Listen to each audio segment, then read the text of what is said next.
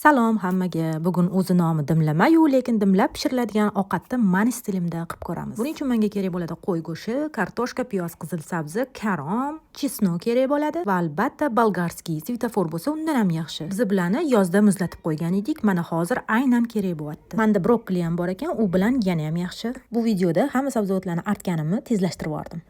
Artgandan keyin yuvmadi deb o'ylamanglar, shuning uchun yuganimni ham ko'rsatyapman. Ana endi piyozni, kartoshkani, sabzini, brokkoli, bolgarskiylarni to'g'rab oldim. Karomni o'zi aslida katta-katta to'g'raladi, men maydaroq to'g'radim. Aytgancha qo'y yog'i to'g'rog'i dumba ham bor. Qozonga birinchi nazar solib dumbadan boshlaymiz.